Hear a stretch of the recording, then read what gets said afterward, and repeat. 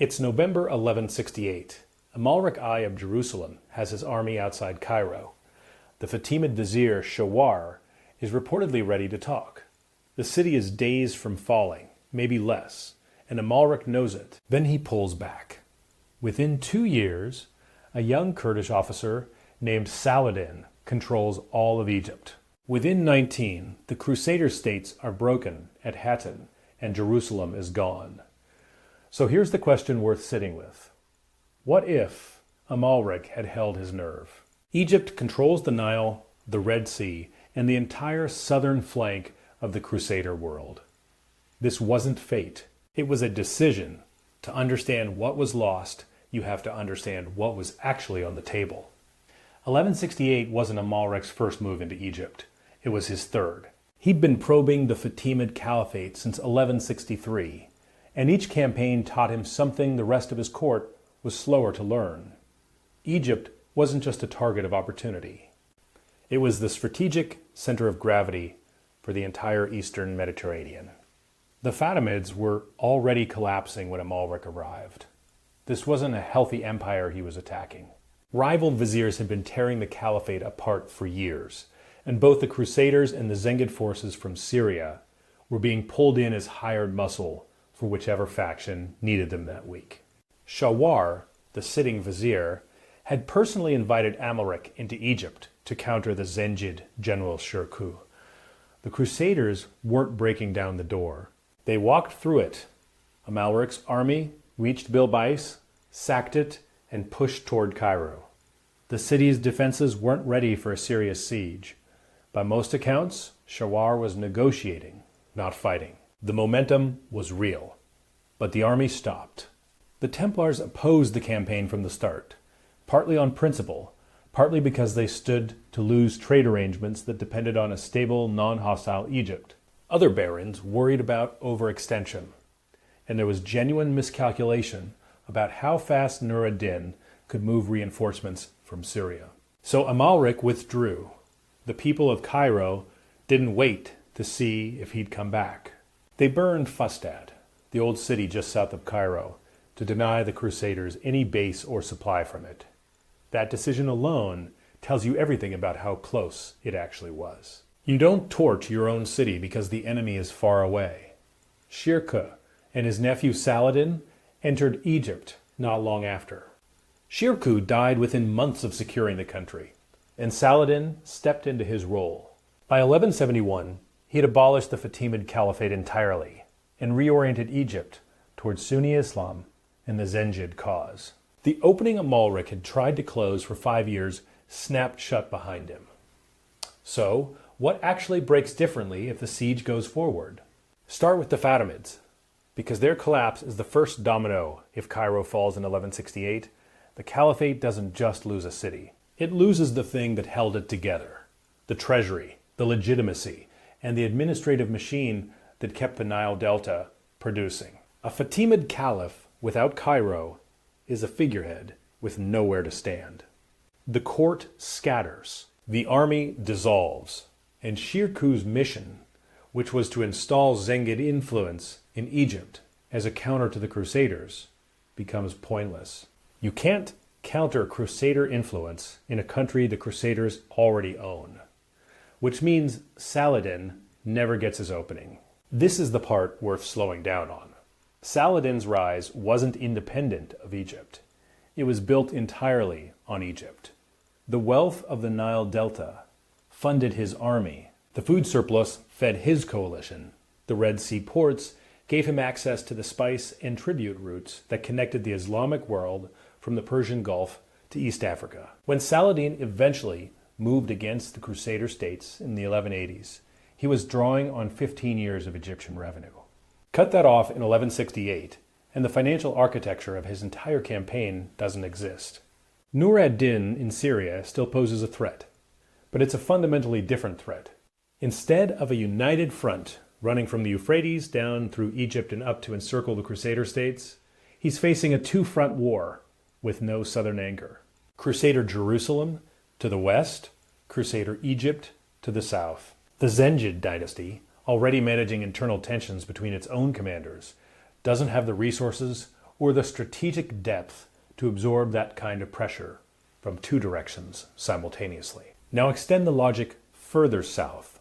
A Latin-controlled Egypt isn't just a military buffer, it's a geographic bridge. The Christian kingdoms of Nubia and Abyssinia had existed for centuries south of Egypt, largely cut off from the broader Christian world by Islamic territory between them and the Levant. A Crusader Egypt changes that equation entirely. You suddenly have the possibility of direct contact, trade, and coordination between the Crusader states in the north and established Christian polities in the south. Medieval strategists understood corridor logic, even if they didn't use that term. Control the corridor, and you control who can move through the region and who can't. The primary sources make clear that Amalric grasped this. His repeated Egyptian campaigns weren't the reckless adventures of an expansionist king running on instinct. William of Tyre, who knew Amalric personally and wrote extensively about his campaigns, describes a king who thought in strategic terms about Egypt's role in the long-term survival of the Crusader project. The campaigns weren't opportunistic raids. They were a doctrine. Egypt was the key, and Amalric said so repeatedly to barons who heard him and still disagreed. That disagreement is what makes 1168 so consequential. It wasn't a battlefield defeat. No one outfought the Crusaders that autumn. What stopped them was an argument among their own leadership about risk, about capacity, about whether the prize was worth the cost of holding it. And the uncomfortable answer, looking at what followed, is that Amalric was right and his critics were wrong. The question the next section has to answer is whether being right was actually enough. Being right about the target doesn't mean you can hold it once you take it. The Crusader states in 1168 were already running on a manpower deficit. Jerusalem, Antioch, and Tripoli together couldn't field armies that matched their enemies on a sustained basis. That's not a new problem they discovered in Egypt. It was the structural condition of the entire Crusader project from the beginning. Garrisoning Cairo, controlling the Nile Delta, and managing a population of millions would have demanded something the Kingdom of Jerusalem had never successfully obtained: a steady, large-scale influx of settlers and soldiers from Europe willing to stay. The precedent wasn't encouraging. The Second Crusade had collapsed outside Damascus in 1148, and the failure poisoned European appetite for major Eastern commitments for a generation. Amalric could take Cairo, but he couldn't guarantee that Pope Alexander III and the courts of France and England would send the men needed to hold it. That gap between conquest and consolidation is where empires bleed out. There's also the question of what a Latin Egypt would trigger in the wider Islamic world. The same civilizational alarm that eventually unified Sunni forces behind Saladin doesn't disappear if Saladin never rises. It fires sooner, under different leadership, probably with greater urgency, because the loss of Egypt would feel far more catastrophic than any single Crusader raid. A Crusader Egypt might have produced an earlier and angrier response, one organized around a leader history hasn't remembered yet, because history took a different road. And then there's the population itself. The Fatimid Egyptians were Shia Muslims who had no loyalty to the Sunni Zengids and no reason to mourn their caliphate's fall. But absence of one enemy isn't loyalty to another. Latin Christian rule would have sat uneasily on a population that had its own religious identity, its own administrative traditions, and a deep memory of how the country had been governed before the soldiers arrived. Resistance wouldn't have been immediate or organized, but over decades it would have accumulated into something the garrisons couldn't absorb.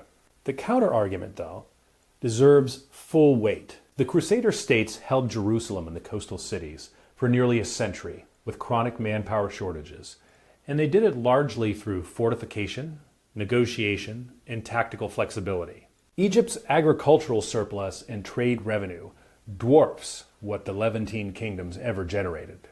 A Crusader Egypt that survived its first 20 years would have been a fundamentally different political and military entity, one that could fund what Jerusalem never could. And without Saladin's unified command, the disaster at Hattin in 1187, where the Crusader field army was destroyed in a single afternoon, almost certainly doesn't happen the way it did.